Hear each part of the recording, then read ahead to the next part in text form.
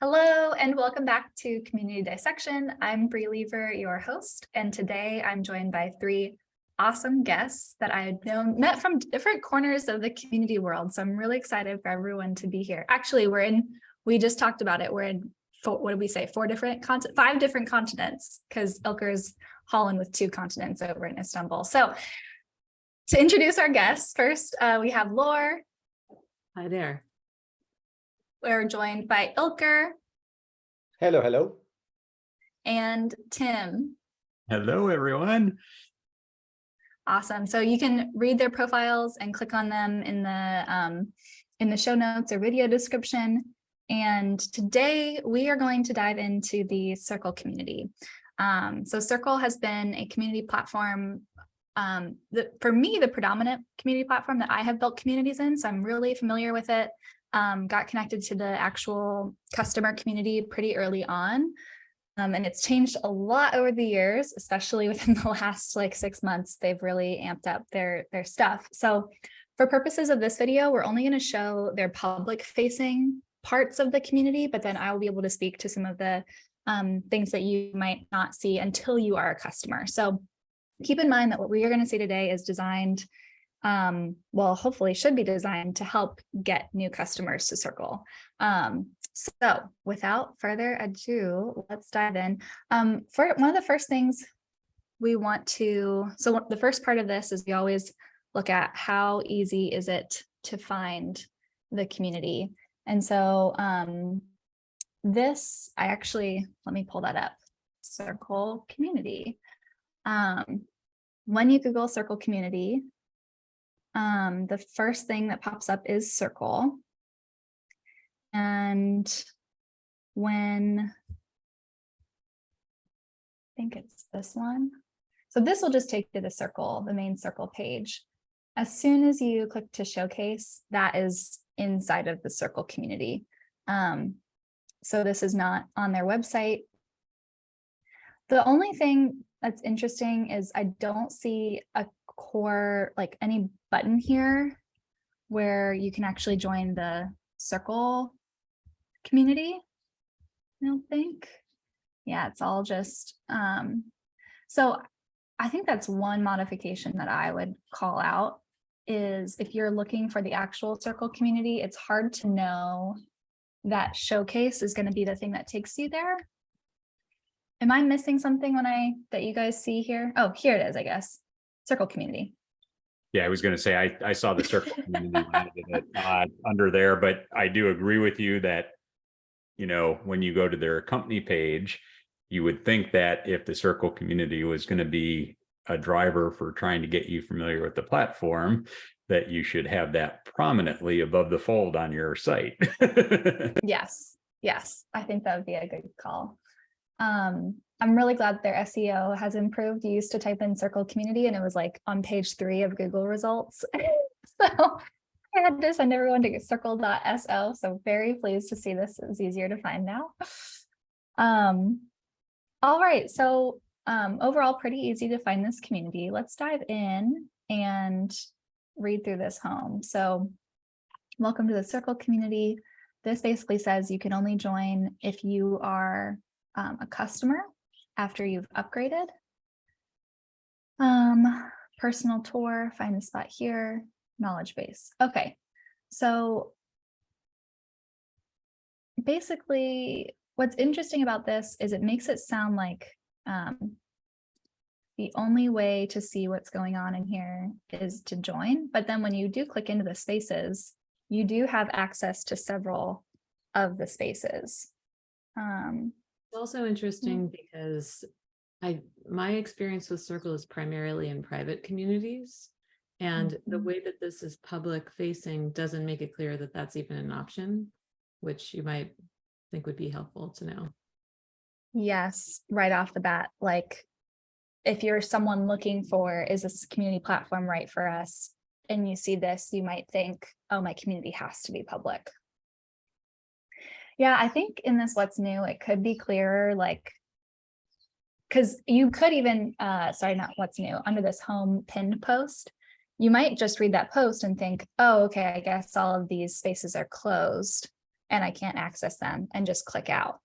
I think it would be clearer to say, in Circle, you have the option of having public and private spaces. So you're going to see the spaces that are open to the public, but then the private ones, I'm trying to find a good example. They might just have them all actually hidden. Okay, let me just see how I've done it. No, okay, so I think, so sometimes in Circle, what you can have is like, you'll be able to see the name of the space, but then when you click in, it says this page is locked. And sometimes that can be helpful if you want people to, like, if you want to create a little bit of a magnet, like, oh man, if only I had access to the community, I could see what people are, who these experts are that they say to hire. Bri, I think if you yeah. do go down to share your wins, that's one that's locked to Circle customers.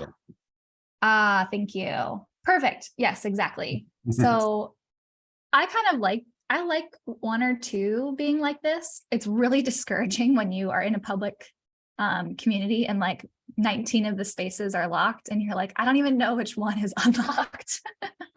And you have to click through all of them.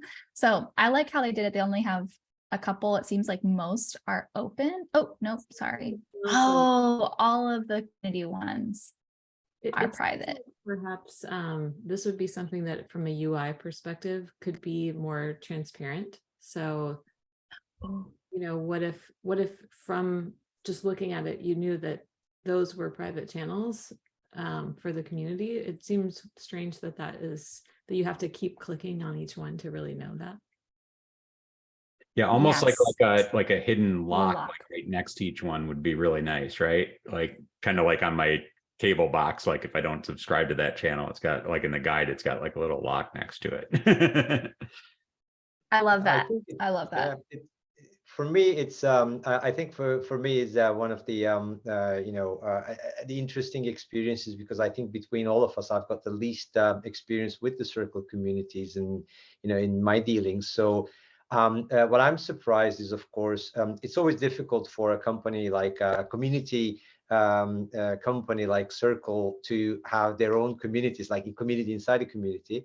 And I also agree that it's very difficult to understand what the community is about as well. When you look at it, at the beginning of it, it just says it's for creators like you, but is it a creator community or is it a customer community? So the value proposition there is a little bit unclear, beside, of course, all the locked bits that you're talking about.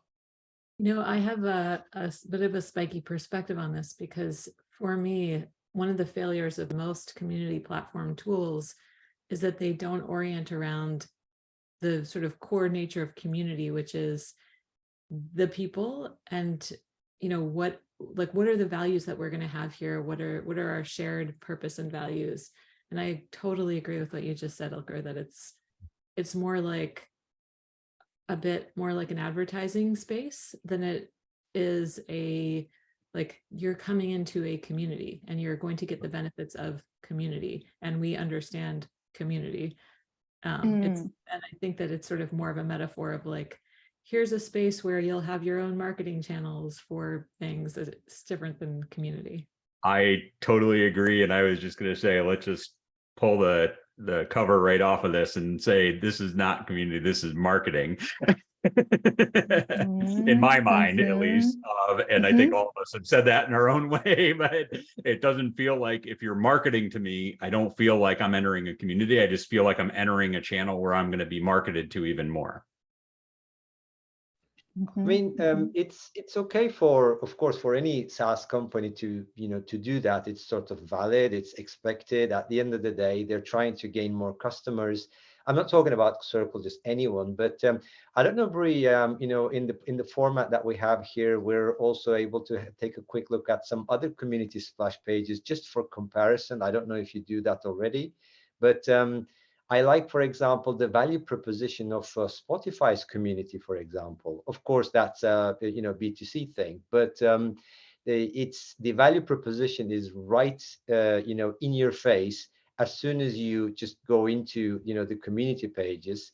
And I think this is what's been missing here. They've put on home, they put some sort of a timeline, just like the social media platforms. there, I was expecting a little bit more guidance about, what this community is about, whether there are some locked bits that are, privately available for customers. And of course, what's the value proposition here, that you can immediately get by joining or by navigating, what's available. It's really tricky. I think part of another branch of what we're talking about is the difference between an audience and a community. And Circle really does put itself on in both camps with their technology, because you can have these open and public spaces that have custom SEO settings, like it's designed to also be a lead magnet into your community. But I think you have to be really, really careful about that. And you have to understand that you are talking, part of your community is speaking to an entirely different target. The open part of your community, which I would just call your audience, not even your community, is speaking to an audience which is different than your community. And so it's tricky. You have to teach. I have a totally different strategy for my audience versus the communities that I build. And I think it's easy when it all lives in the same platform to start to treat it all like your community, but it's not. And so I think that one of the pitfalls you have to be really conscious of going into, if you're going to have, especially if you're going to have a public private community. But Laure, I'm similar to you. Most of the communities that I've built in Circle are entirely private, which really does simplify that. You kind of dodge that obstacle if you do it that way. I mean, sort of. So I think that what you're pointing to about the audience and community dichotomy is that a lot of communities treat their community like an audience in general. And I think you're a very experienced and understand community, but I think the platforms themselves sort of lead people who are not as experienced and haven't thought through community building as much as you, to be more audience-y, to be more broadcast oriented, to tell people stuff and then have them respond to the thing that you told them, not to be like, I feel empowered and I can, do what I want in this because I'm part of the community. Yes. Oh, that's a really good call out. Thanks, Laure. Well, let's continue on. So I'll just describe some of the differences. I'm not going to show the actual customer community, but since we already kind of distinguished that, we don't really need to go into their marketing strategy. I think we've had a good summary of, like, on the homepage, we could use more clarity there, but I'll describe some of the things that you get access to that you don't see here once you're in the Circle community. So there is a new member hub space, a group of spaces right above this Circle product. Also, just one call out for the, I forgot to differentiate this.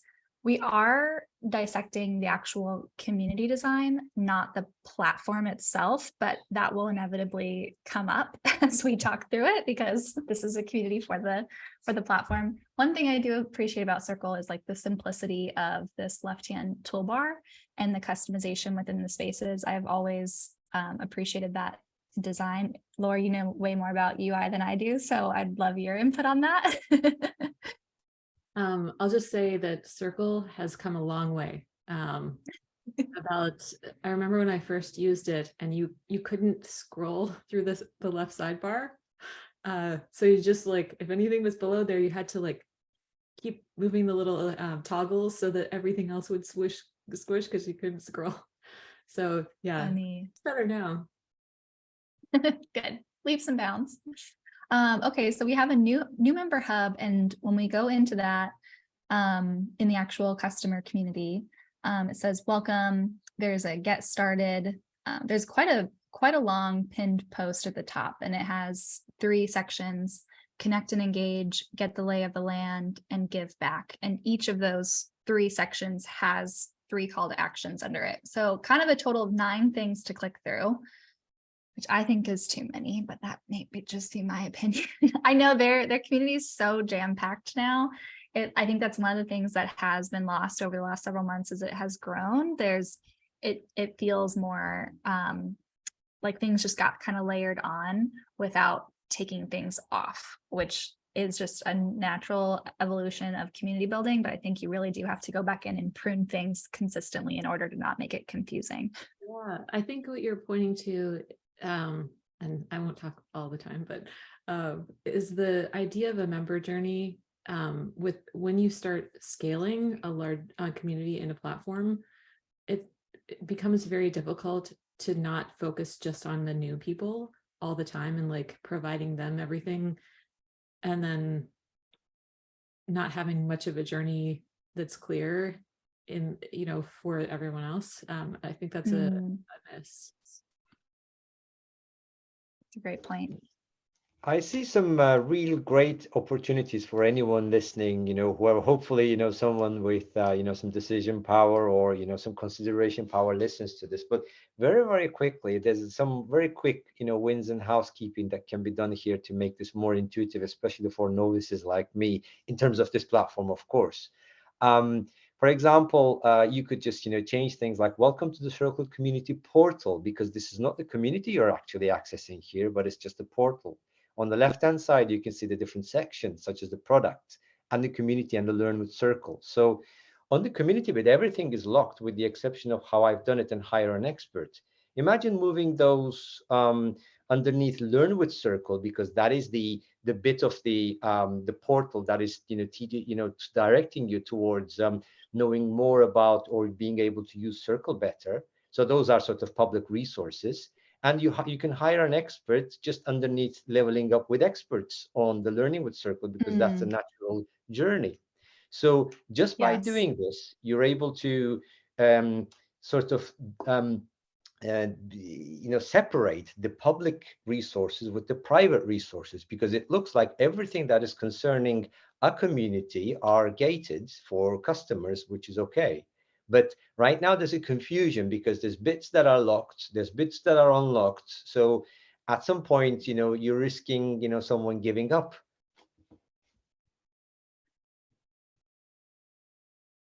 Tim, you look like you have something to add. Well, I was going to say, I was just thinking about this, and I know what you got up on the screen right now is exactly what we were talking about, those locks, you know, that could be on the left sidebar. But I think especially, and as I was listening to Ilker talk, it's, you know, one of these things where if I'm coming in here, not as a customer, but trying to learn more about the platform, I would be very confused why I'm even seeing some of these things on the left sidebar. And so maybe, and I understand that there's value in, like, if you're part of the community, knowing that those channels exist, but you need to do something or be invited or be a certain level in order to access those things. I get that those are like incentive drivers to get you to take those actions to unlock that channel, right? But as a customer, it's just like, it's taking up, if I'm looking at the left sidebar, 50% of the real estate. And I don't have access to that. I'm going to be more confused by it than helped by it. Just take it out of my view. And so I think a good option for them, if it's not currently a feature, is to not just make those channels, you know, locked or unlocked, but make them visible or invisible. Yes. Yep. And some of these, like Chart Your Course Bootcamp, not super helpful. It doesn't matter for me to see the breakdown of the bootcamp, right? It's like if I want to use this as a lead, make it less confusing by just keeping it hidden. Well, and there's just a lot. These are really great points. There's so much on here, and I think it's to the point where it might have been layered on, because I know they've made a lot of changes, and especially in who their target audience is for the platform. But, you know, you got to do some cleanup at some point, because otherwise you're just going to, you know, I mean, the one thing that I've always seen is, like, if you make it too confusing for people, they get distracted. We all have short attention spans now in the world of information overload. It's like, if I don't see what I want right away, I'm more likely just to bounce and get out of there than I am to click through everything. And so I think they're much more effective in kind of streamlining this to, if I am a potential customer of theirs, tell me what it's about, show me what is relevant to me as that person there right now at this place and time. And then if I decide to become a customer, I have a whole different experience. I think Which now it seems like it's one and the same, whether you're a customer or not a customer, you get the same experience when you come here until you actually hit the login button. just to build on what Tim is saying, I think that there's something about setting the stage. Like, what is the purpose of having this be visible to people? It might be to kind of give them an example of how things could be, which is great. Yes. Except that because it then is so unclear, like, who is the community for? I think when I think about building my community, am I building it basically as just like kind of a marketing website, or am I building something that is a community? And I'd love for them to make these things more distinct. So have the resources, those are great, but have something that specifically helps me understand that as a community builder, not just a person who wants people to know about my SaaS product, I am being supported here. I'm given resources about doing that community building part of the piece of the puzzle. And I think we're hitting on a really a pain point that I think a lot of communities hit with this public versus private, this like, it's like this junction point in their funnel and their pipeline, where the problem you're solving or the desire that you're meeting or elevating changes from pre-customer to post-customer. And so I think a lot of communities struggle with this, because you kind of go into the community platform space thinking like, oh, this is awesome. I can like add some public spaces so that my pre-customer can like, you know, see things, but you just miss that you're talking to two completely different needs. And I love, Laure, what you said about really identifying like what is it we're trying to help the pre-customer accomplish? Is it to like get an understanding of how people have used Circle? Is it to get a preview of how this Circle community looks? I think it would be awesome to have like a space. This is not a function in Circle right now, but like ideally to help solve some of this, you would almost want spaces that could be public that are not listed in your private community. Because that could give you a space to include all of the background information and say like, hey, this is not, this is the public part of the Circle community. Here's a quick little sneak peek of what our private community looks like. For example, Laure, to your point of like, if part of this purpose is to show them what the community actually looks like, have a space, but you don't need that to live in the private community. And that's a limitation that Circle has, but also that I think I haven't seen a platform that caters to both so specifically. I have a question, since you're the one driving here, in the different sections that are public, can I interact with them, or are they just like read only? That's a great question. It's a great question. Let's see here. I think you have to log in to be able to reply.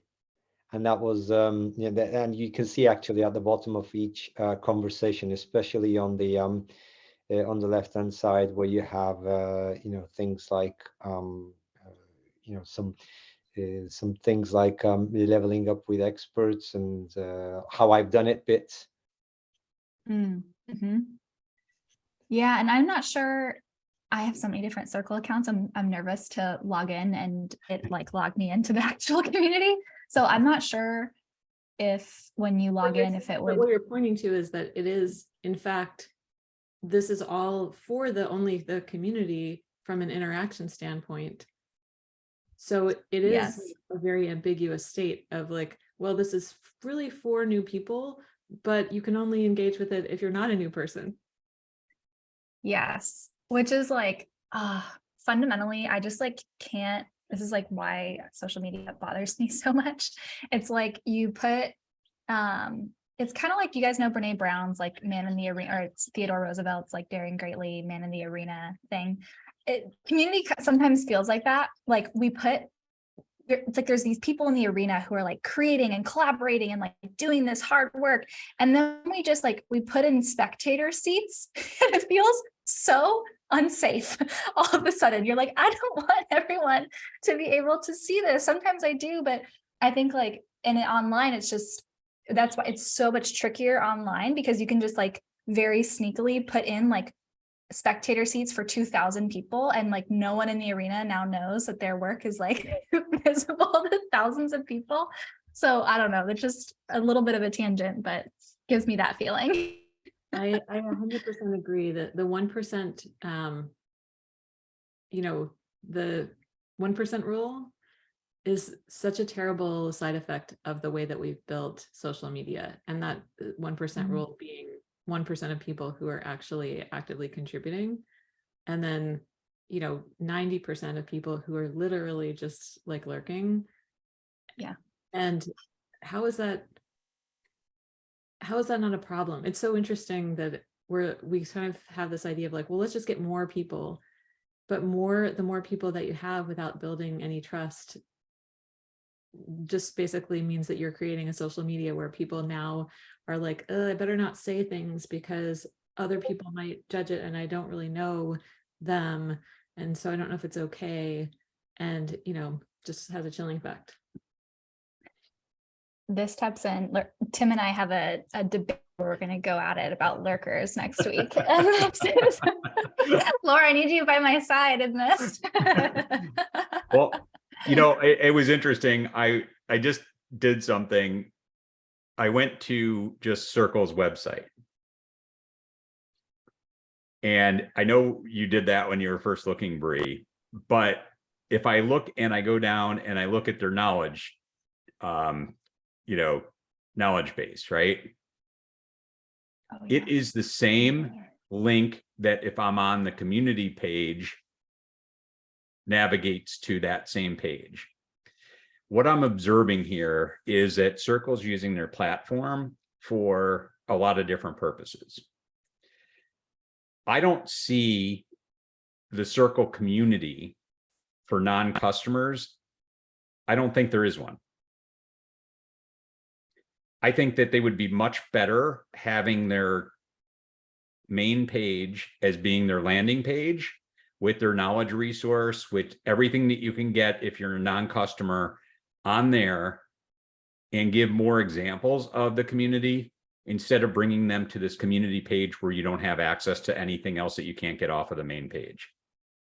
Because there's no community here for me to join unless if I become a customer. So is it truly a community for potential customers, or is it just a community for Circle customers? And I think the answer to this is it's truly just a community for Circle customers, which they don't even, as we discussed, give you the value prop of why you should be joining that community if you become a customer. That's really good, Tim. That's Yeah, really agree good. with Tim on that one. Definitely, you do need to separate from what you're providing the community and what the external customers are about to see. So I think everybody agrees here that there's a bit of a mishmash of or there's a bit of a confusion as to where you leave a community setting, or there's an impression of a community availability for non-customers, but actually in reality there isn't. And I think, Bri, if you go back to the actual community page, there's some very interesting links on the left-hand side, again at the bottom, the best practices. Those, for example, are very confusing. The 3 best practices on the top. Oh, where am I? Just on the top these of spaces, events, and these courses. 3. So those are collections of conversations from the community. Especially the spaces bit, and of course also the other ones. You can actually even see the community tags over there, the admin and Circle team and stuff. So they give the impression that you're able to join or follow a conversation inside a community, whereas you cannot. And it's I don't think it's the right thing to just completely importing a community conversation wholesale to become a best practice over here. Instead, I felt that the Circle team should have collected the information on a blog or something and then basically just, put it neatly out there. So I think just having a community conversation mirrored over there is very confusing. And finally, a professional thought over there on the links. The community guidelines is gated. You just have to join. Come on, it's the unwritten rule in the community world. You can't have community guidelines gated. It's common knowledge anyway. Everybody's sort of helping each other and creating community guidelines. You can't have that. Yeah, because this is housed in their private space for their members. That's a really good, one thing I do want to call out about this, so best practices, which is a little bit confusing. I don't think best practices is the right term for it. This is like a clear attempt at turning conversation into content. So there's like this constant stream of conversation. And this is another huge problem that I don't think any platform is accurately addressing, which is how does this onslaught of constant conversation and events, which are time bound, how do we pluck out the golden nuggets in a way that's segmented to the customer journey and prompt future members to be able to sift through, rather than just saying like, go to the archive and just scroll, keep scrolling, we swear there's good stuff in there, just keep scrolling.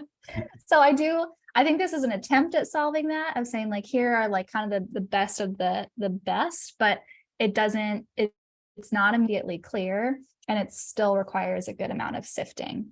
So if you click on one of these, Bri,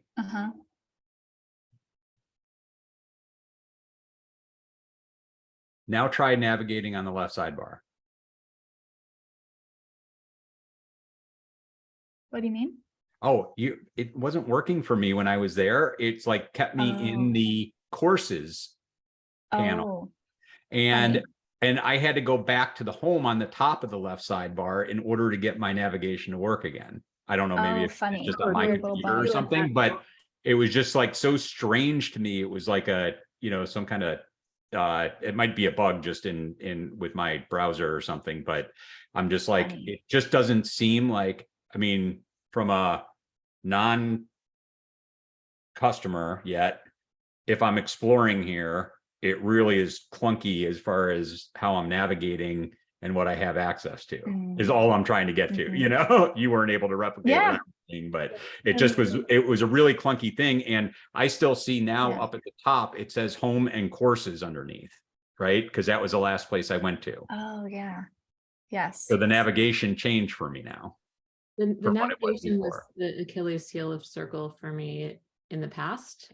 So I think they've made strides, but there's still something that gets a little bit, it feels like they just didn't figure that out and then kind of kept responding to feedback. And one thing that I have heard about Circle, to their credit, is that they are really listening. And so the only challenge with that approach is that it means that you build things and then get responses and try to fix the things that you built, as opposed to necessarily figuring out the more right experience from the beginning, that then, you're not like trying to correct for later. Yeah, we just went through a workshop yesterday with our company, and it was all based about like how you prioritize what features you want to work on. And the prime example, I mean, I'm just going to tell a real quick story, how Sony did research on their Walkmans back in the day, and they asked people whether they preferred black or yellow. Everybody said yellow. And then they had two tables, one with black Walkmans and one with yellow Walkmans for everybody to take on their way out. Guess which color everybody took? Black. So sometimes what your community is asking for isn't always what they want. And if you build features upon what they tell you instead of knowing what they want, you're not building in the right way. Totally. Go ahead, Laure. No, I was just feeling my UX researcher like, yes. Yeah, and that's actually something I do want to call out about the Circle community. I know you guys can't see this whole element, what I do love is that, like, as they should, this company is like, or this community is very cross-functional. Like, you can tell the product department is like involved. You can tell that like marketing has a role. You can tell that customer success is in here. Like, I do love when they have a more cross-functional approach, because it really does speak to every layer of the experience for the customer. Something I wanted to circle back on real quick that I didn't notice was that this Circle knowledge base is a totally different community. So they've created an entirely different, they use the same platform, but they're using it for a knowledge base, which is fascinating. But oh wait, search is available up here. Okay, I was gonna say, this makes sense only if search is like really available. But I don't see it linked anywhere in the community. So, and like, that would be a great little link down here, would just be straight to the knowledge base. Maybe I think it's up. No, I think it's up top. Yeah. is it? Well, knowledge Oh. base. Yeah. It's up. And then, but then you need Okay, to but actually then- click that to go to it. That's right. That's Yeah. right. Okay.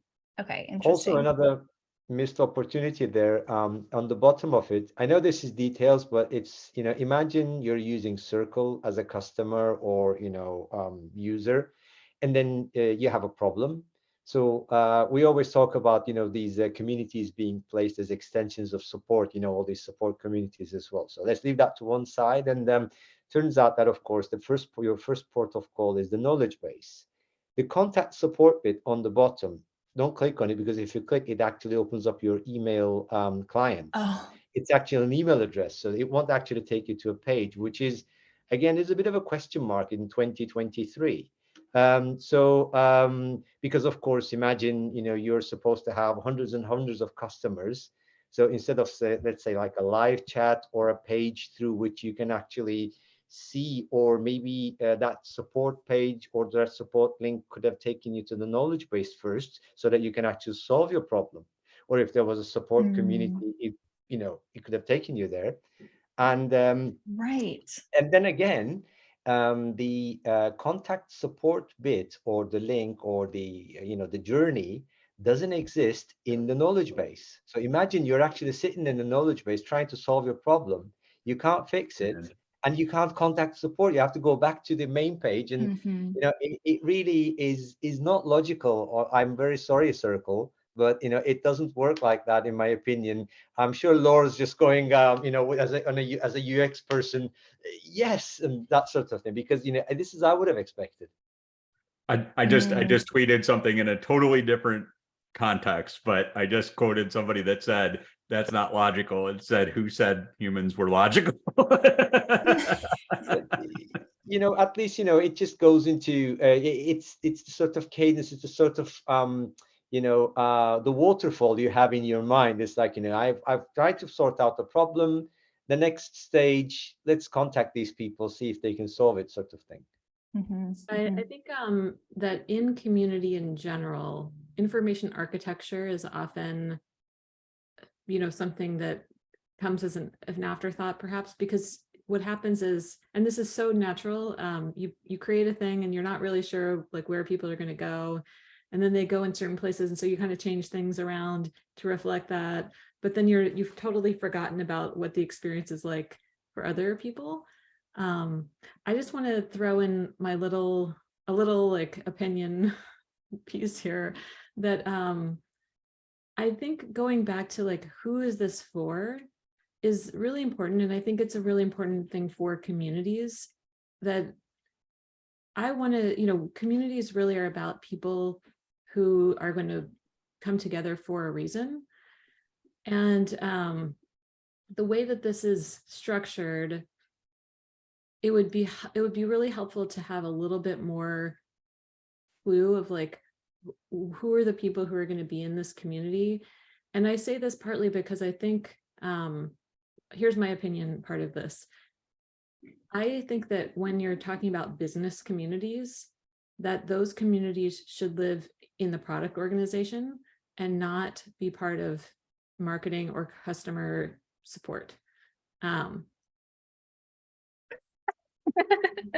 And if you do that, suddenly you see the community in a whole different way as a collaborator with you as the company, and not as like a cost center of some kind.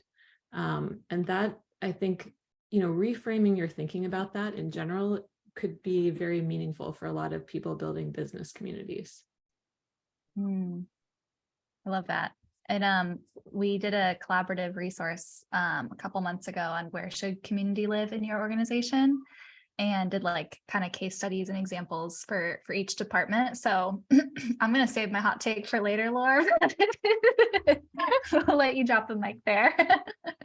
And I think there's a huge opportunity. I mean, not saying which direction they should go with this, but imagine not just having your paying customers be in your community, but the users of those creators' communities be in the community, because they're giving more valuable insights on how the community experience is than the creator who's running the community. And so I think they're missing a huge opportunity here to leverage community in a very powerful way that they don't have currently. That's very meta. And that is, I think right now, the way that the community shifted was certainly, it's very heavy on the customer success experience. It's like learn Circle, learn how to launch your community, launch your community, launch your community, which is a very like more salesy marketing approach. But like kind of customer success, but also retention. Anyways, all that kind of works together. But what you're saying, Tim, is like, we don't see as much on the product side. There's a huge opportunity to loop in not just the people who are the administrators of the community, but get feedback from the actual end user and pull them into the product side. Yeah, I mean, I think you can have, you might have a community of prospects, right? People just interested in your platform. You might have a community of users of your platform, and then you might have a community of people who are the paying clients of your platform. And all those three bases have distinct needs and wants. And you can focus in then on which one, what kind of content you're delivering, what kind of strategy you're implementing to be able to achieve those goals. Where right now, I think it's just kind of all grouped together or segmented in such an awkward way that we don't know where we're at. Yeah. Well, I want to leave just from my own personal experience. We'll wrap up here quick. I did want to share, and I'll just stop sharing. So I do think by and large, the Circle community is a phenomenal example of community. When I joined, Matilda was the community manager. She now has a couple other, I think Pedro and Emma maybe are with her. And one of the things that was so intriguing to me was their events were so well attended by members. And it really, like in the Ask the Community section, like you guys can't see it, but that space is just like constantly churning and people are like jumping in. And so there's high amounts of like volunteer collaboration happening. There are members who just like jump in. There's like gamification through tags, which is not very transparent, which always drives me completely insane. So, but I'll skip over that part. It's very unclear how you get the tag, get any of the tags. But the one thing I wanted to point out with the design here is that what was so striking to me was events, and events are a limitation of the Circle platform when it comes to creating like open events and public events and private events. You can only host private events in Circle, which for most communities that are only private makes sense. So you saw here that like Circle has tons of capacity around making like non-event spaces public and private. Events are limited to only private. And so I think this is like honestly the key differentiator between Heartbeat and Circle. If you want to use events, like public events, to lead people into your community, I say go with Heartbeat. If you want to use like more text-based areas as like public to lead into your community, Circle is a better fit, which we've discussed all of the reasons why that's even trickier and you shouldn't do that. But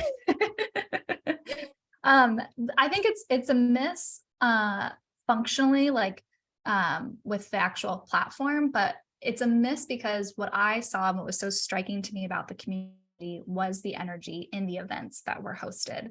And so as a non-Circle customer, I think you miss out on being able, and not that you should have access to all events, but if there was like one monthly event where you could like meet and greet or ask questions of other people who use Circle as their platform, maybe like even something like that is not possible right now on the Circle platform. And I think that's and that's not something that you would see in this community. So those are my final bits, but any other final remarks on the community from our experts? Well, I think- what you're seeing, go ahead, sorry, Ilker. go ahead, Tim. Well, I was just going to say the one thing that, you know, and this is just me looking at the community page, it's like creator is such a broad word. And I think they need to define like what that means to them to get people attracted to them. I know we talked about like, you know, how it was very unclear what that page was for in the community, you know, if you weren't a client yet, but it's like that to me is just like one of those things where I can ask 100 different people what creator is, and I'm going to get 100 different answers. I think they should be much clearer in who this platform is for.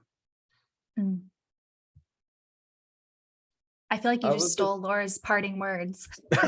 Just in fact, I was going to say something really different, which is communities filled with people who build community are so awesome. So of course, like they should, you know, they can leverage that, I guess, as you're suggesting. I don't know if they even need, I mean, having an event is sort of a marketing thing more than it is necessarily a community thing. But I think that they could do more to sort of illustrate their expertise at community here. That was the thing that I really didn't feel was present enough for me. And it sounds like they have it within the community. So highlight their community people more. Like why are, I don't know who they are after looking at this for almost an hour. Yeah, that's a really great point. I would love like a message from the community management team.